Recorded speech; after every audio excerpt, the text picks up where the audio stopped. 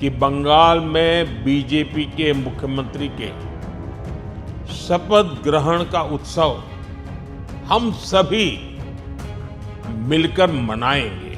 23 अप्रैल को पहले चरण की रिकॉर्ड वोटिंग और हाई वोल्टेज मुकाबले के बाद अब पश्चिम बंगाल में दूसरे चरण की बारी है। लेकिन उससे पहले प्रधानमंत्री का एक खास संदेश चर्चा में है। क्या यह सिर्फ धन्यवाद है या चुनावी रणनीति का आखिरी दांव? क्या विकसित बंगाल का वादा मतदाताओं को प्रभावित करेगा और क्या 29 अप्रैल की वोटिंग में फिर रिकॉर्ड टूटेगा? इन सवालों के बीच पीएम मोदी का पत्र और ऑडियो संदेश सियासी माहौल को नई दिशा दे रहा है। बंगाल का युवा अब आगे बढ़ने के लिए खुला मैदान चाहता है। हमारी बंगाल की बेटियां खुला आसमान चाहती हैं, सुरक्षा चाहती हैं। बंगाल का हर नागरिक, हर परिवार एक ही संकल्प के साथ आगे बढ़ रहा है और वो संकल्प है अब परिवर्तन करके ही रहना है। परिवर्तन ये जन जन का संकल्प बन गया है।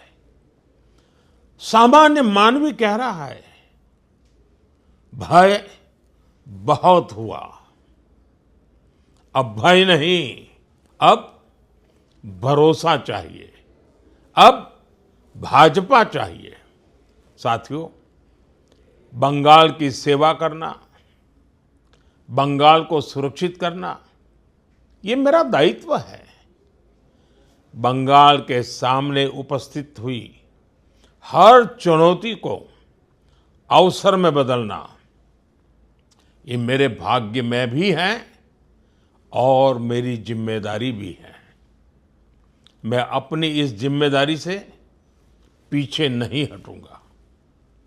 मैं आपको भरोसा देता हूं कि बंगाल में बीजेपी के मुख्यमंत्री के शपथ ग्रहण का उत्सव हम सभी मिलकर मनाएंगे। दरअसल पश्चिम बंगाल विधानसभा चुनाव के दूसरे चरण के प्रचार के खत्म होते ही राजनीतिक गतिविधियां अपने चरम पर पहुंच गई हैं। इस बीच प्रधानमंत्री नरेंद्र मोदी ने राज्य की जनता के नाम एक भावुक पत्र और ऑडियो संदेश जारी कर चुनावी माहौल को नया मोड़ दे दिया है।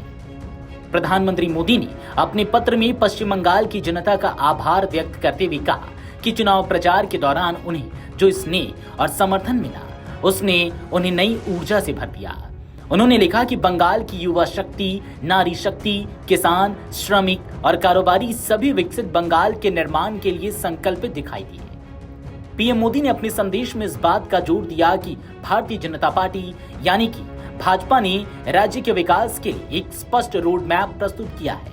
उन्होंने इसे मोदी की गारंटी बताते हुए कहा कि भाजपा बंगाल को विकास की नई ऊंचाइयों तक ले जाने के लिए प्रतिबद्ध है।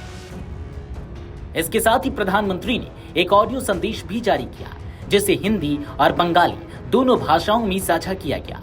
इस संदेश के जरिए उन्होंने सीधे मतदाताओं से संवाद स्थापित करने की कोशिश की। इसमें उन्होंने 29 अप्रैल को होने वाले दूसरे चरण के मतदान में अधिक से अधिक भागीदारी की अपील की। प्रधानमंत्री मोदी ने कहा कि 23 अप्रैल को हुए पहले चरण के मतदान ने इतिहास रच दिया।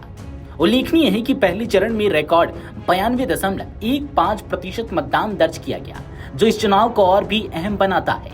इसी उत्साह को बरकरार रखते हुए उन्होंने दूसरे चरण में भी भारी मतदान की उम्मीद जताई।